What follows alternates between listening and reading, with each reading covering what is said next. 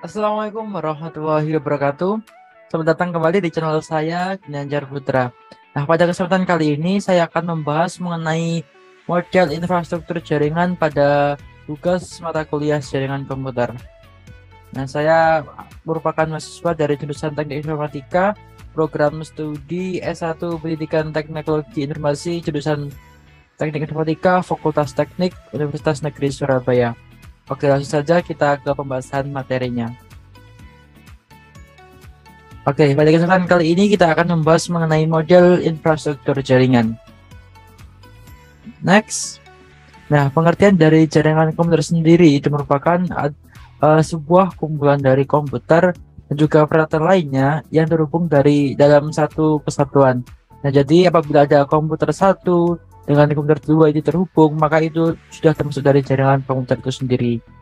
Nah, jaringan komputer atau himpunan interkoneksi merupakan sejumlah komputer autonomous atau otonom atau berdiri sendiri.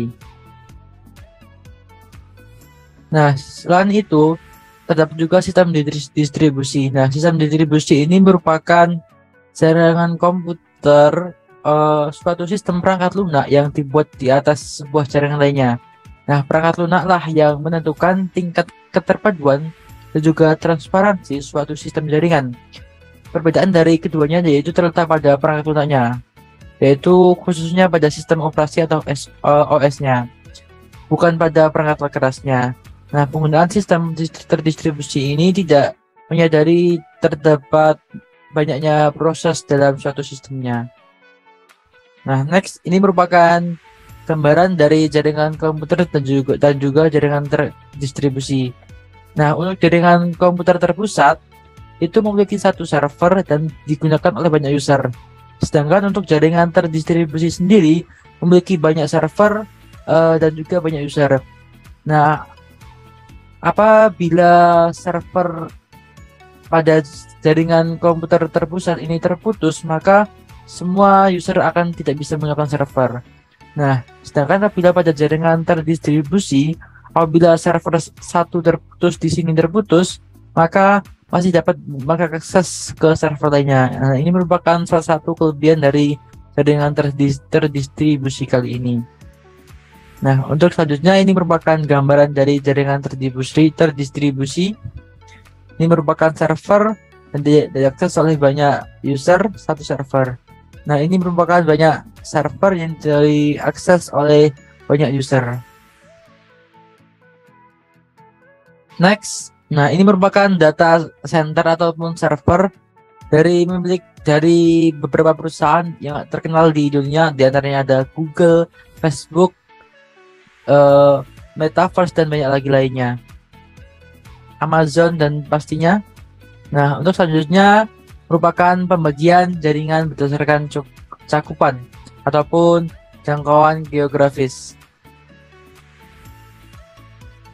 Nah, untuk yang pertama di sini kita ada PAN atau Personal Area Network. Nah, ini merupakan lingkup sangat kecil, yaitu di sekitar kita. Misalnya jaringan laptop kita terhubung dengan komputer lainnya, jaringan laptop kita terhubung dengan device lainnya. Nah, itu merupakan jaringan PAN atau Personal Area Network. Nah, yang kedua ada LAN, Local Area Network. Nah, ini itu sekitar dapat menghubungkan kita sekitar beberapa tempat, misalnya di gedung 1 ke gedung 2.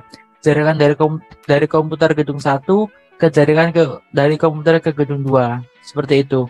Nah, selanjutnya kita ada MAN atau Metropolitan Area Network. Ini merupakan penghubung jaringan antara kota, dari kota A ke kota B. Sebagai contoh, kita memiliki server yang menghubungkan dari kota Surabaya ke kota Bandung, seperti itu. Nah, selanjutnya ada WAN atau Wide Area Network. Ini merupakan jaringan selingkup dunia. Nah, ini biasanya itu menghubungkan antara suatu negara di sebuah benua tertentu ke benua lainnya di benua lainnya, seperti itu.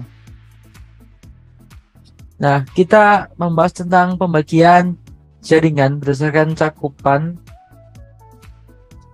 berdasarkan penggunanya. Nah, selanjutnya di sini ada internet dan juga ada intranet. Nah, internet sendiri ini tuh bisa diakses oleh publik Sebagai contoh, kita mengakses Shopee, kita mengakses Wikipedia dan lainnya, itu bisa digunakan oleh banyak pihak atau banyak orang. Sedangkan untuk internet sendiri, ini itu hanya bisa diakses oleh internal. Sebagai contoh, data yang dimiliki oleh sebuah perusahaan itu hanya bisa diakses oleh staf perusahaan itu sendiri. Nah, next, ini merupakan topologi jaringan.